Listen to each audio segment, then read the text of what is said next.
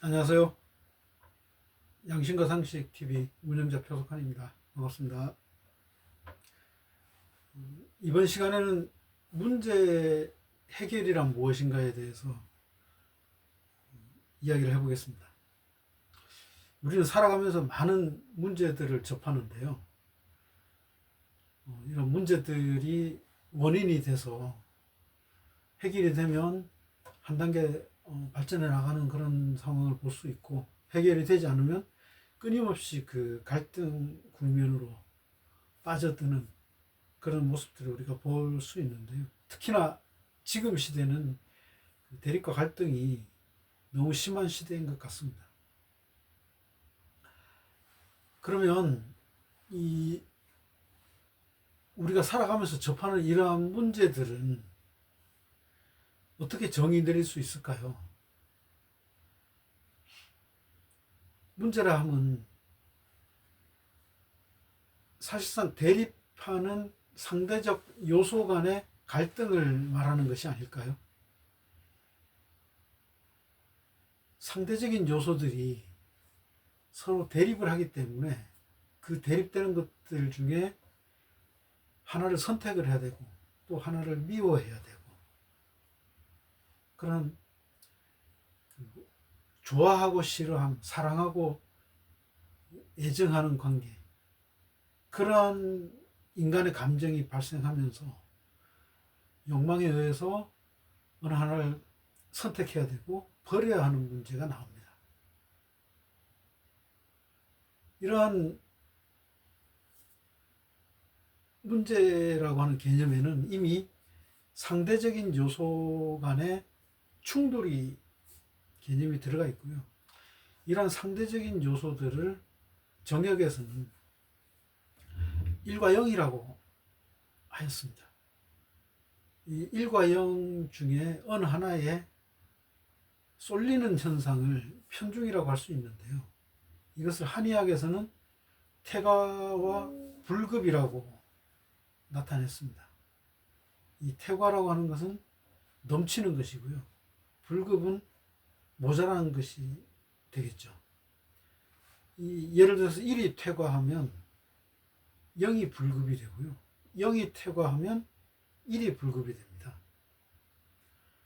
결국은 1과 0의 어느 하나에 퇴과가 생기면 또 하나는 불급이 생길 수밖에 없습니다.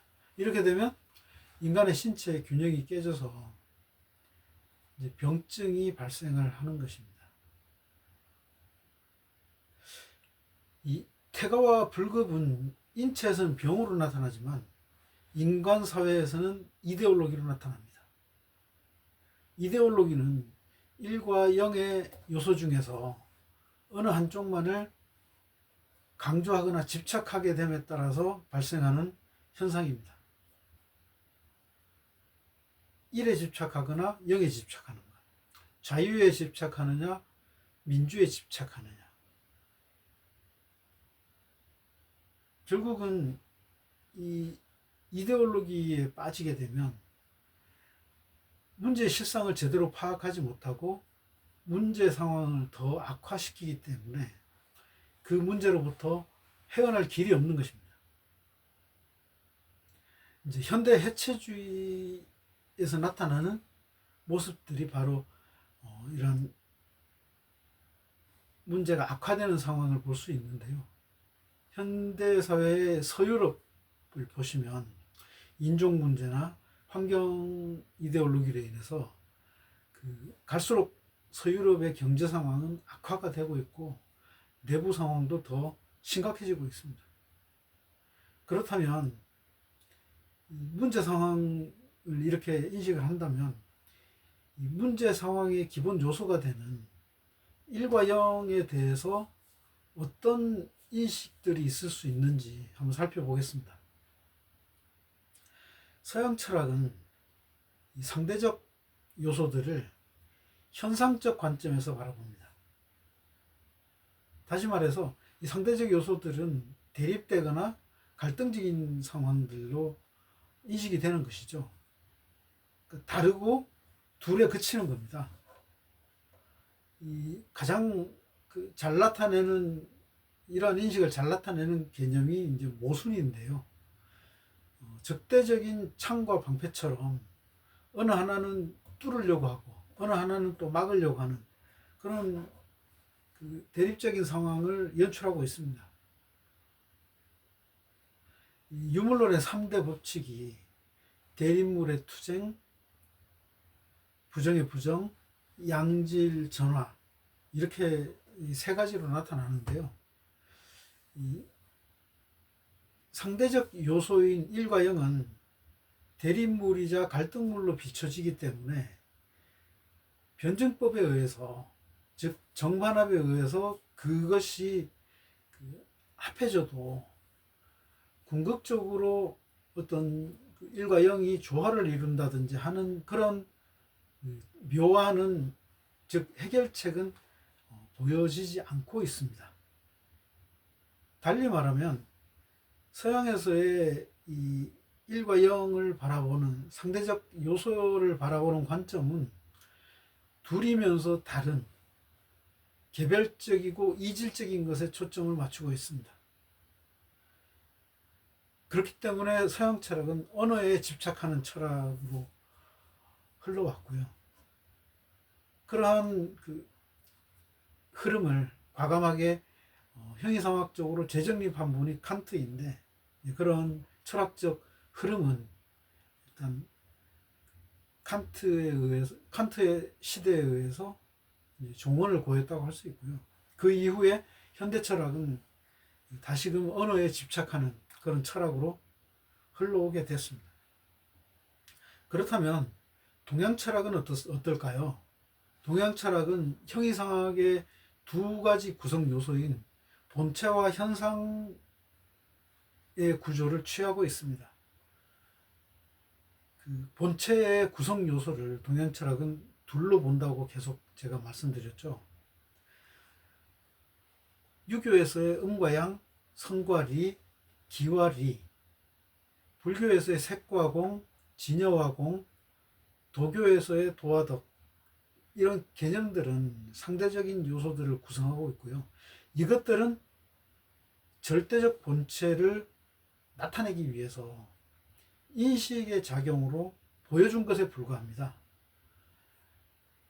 불교에서 불성은 절대적 본체 개념이 되겠죠. 그러나 그 본체 개념인 불성의 하위 개념이 색과 공이고 진여와 공입니다.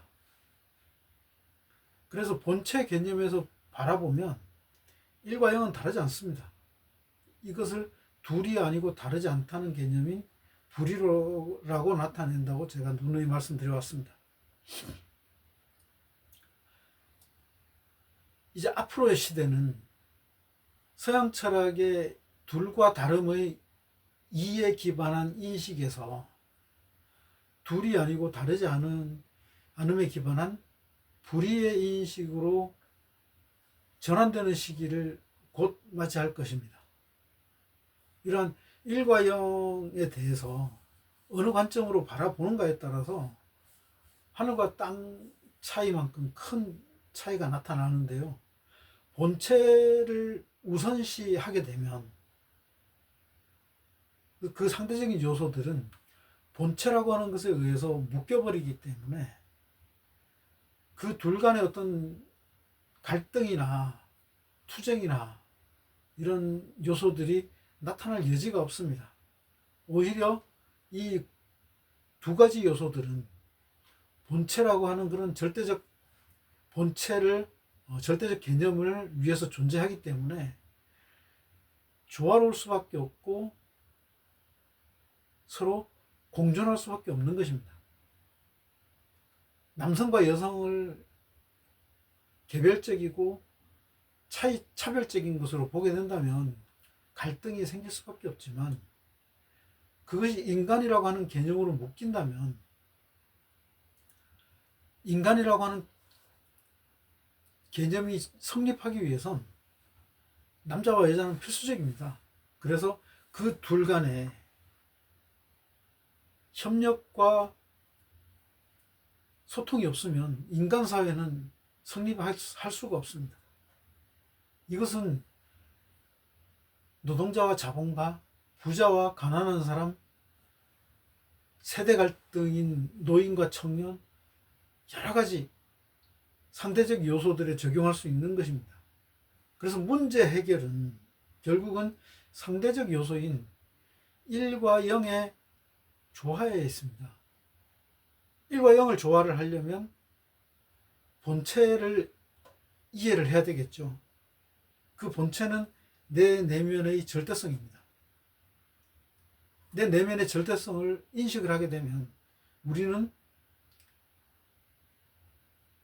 뒤돌아보지 않는 강한 내적인 확신을 가지게 됩니다.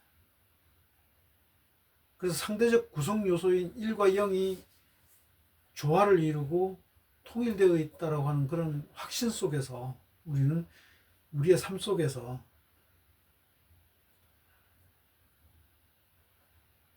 올바른 길을 찾을 수 있는 것입니다. 그 중에서 가장 제대로 된 인식 태도를 보여주는 것은 불교의 아공과 법공입니다. 여기서 공은 비운다는 뜻이고요. 아공은 나를 비운다는 것이고, 법공은 객관적인 것을 비운다는 것입니다. 즉, 주관과 객관의 현상 속에서 보여지는 것들이 진정한 내가 아니라는 것을 끊임없이 스스로 각인시키라는 의미입니다. 이것은 현상적인 세계와 현상적인 자아는 그것을 가능하게 하는 본체 때문에 일어난 것이기 때문에 결코 진실이 아니라는 것입니다. 그래서 우리가 그 현상적 자아나 현상적 세계로 인한 갈등이나 다툼이 일어날 때 그것에 대해서 일단 부정을 하고 다시금 본체의 관점에서 그것들을 돌이켜볼 수 있는 그런 힘을 가져야 합니다. 그래야지 우리 눈앞에 비춰지는 모든 문제들에 대해서 궁극적인 해결책을 스스로 찾을 수 있는 길이 열리는 것입니다. 그것이 가능하기 위해서는 나를 비우고 객관적인 세계 현상에 대해서도 비운다는 것은 부정을 하는 것입니다. 일단 부정을 하고 그것을 돌이켜 본 다음에 본체의 관점에서 재과를 하는, 다시 생각해 보는 그러한 사고가 익숙해지면 우리는 1과 0의 조화를 체험할 수 있을 것입니다.